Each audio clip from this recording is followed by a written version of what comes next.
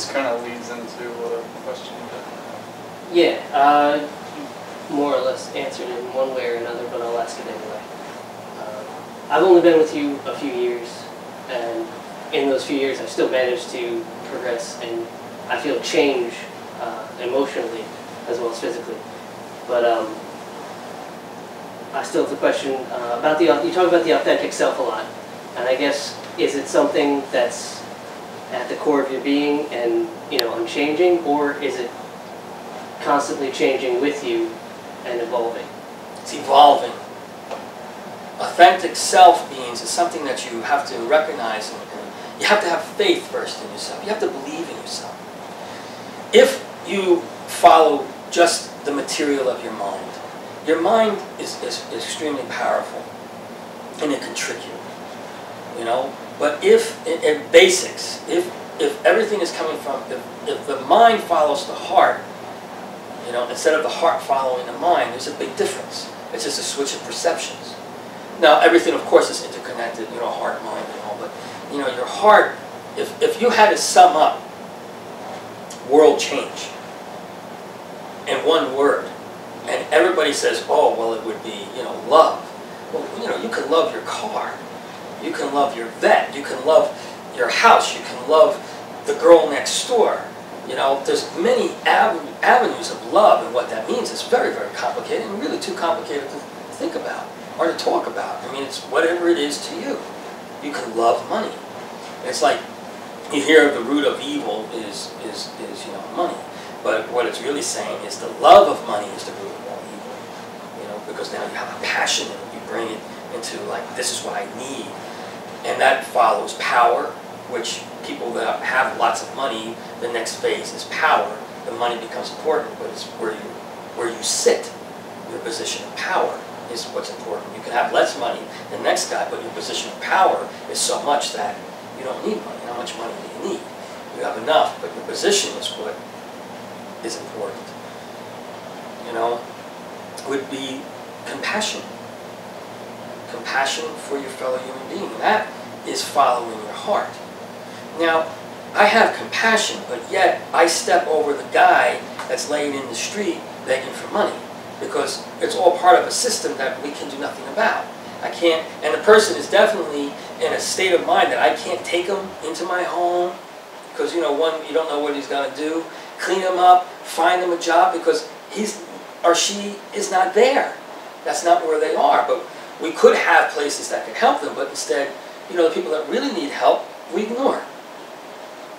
And then we have all this political stuff and everything that's happening. It's all about power of position. I think you emotionally have to evolve. I don't think there's any place that you could say, I'm here, this is as far as I'm going to go. Because every time I do that, I find that there's somewhere further for me to go. There's something more for me to understand. It's like that. Ready though, right? You have to be ready to move forward. I see you. It's like, I see you. I see what's happening.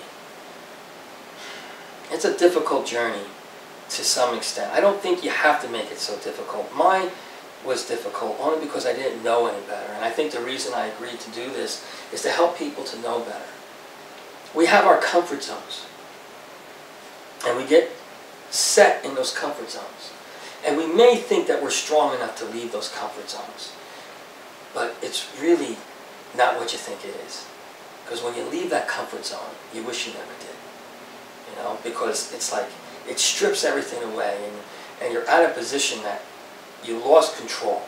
And we all want to have that feeling of being in control.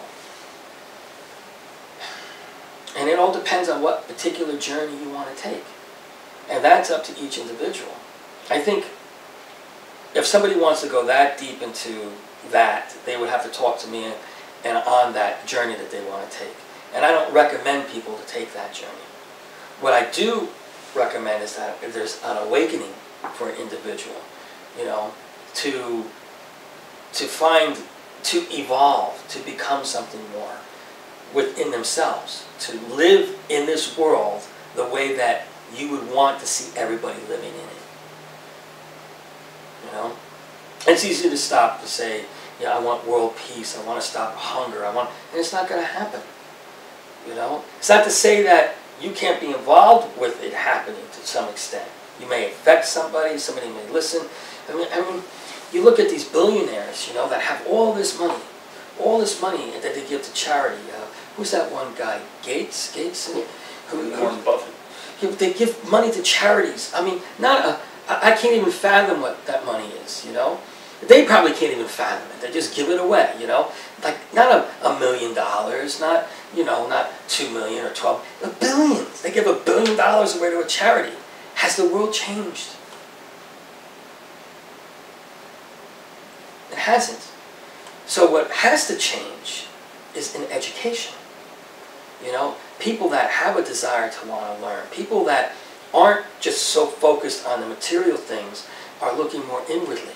That's where change has to come. And only a few people, I think, are going to walk down that path. But those people stand out, and they affect people in different ways that people want to be around them. The rich, the poor, the educated, the uneducated. People want to be around those people because they're learning something. Something about them comes off, and that starts that individual, hopefully, on a journey of self-discovery. But not focusing or fixating like Shaolin, or this is all the way to go, or this is the way to go, or that's the way to go, or this religion is right, or this, you know, it's just a matter of all these systems within systems and how you grow.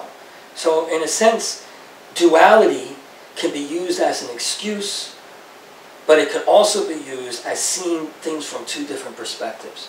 You do need to have your material life, and what I think every human being, mostly every human being that lives within a social system, unless you live out in the woods, which is a whole different type of survival, you know, which is not easy either, you know, but here wants financial freedom. Wouldn't you want financial freedom? Wouldn't you want financial freedom? And then you think with that financial freedom you could do all this good. But here are people that do have this financial freedom that will say, at least financially, they're financially free, but they have to always organize their businesses and the people that work for them, and they may hire millions of people and keep them going, like Gates is an example.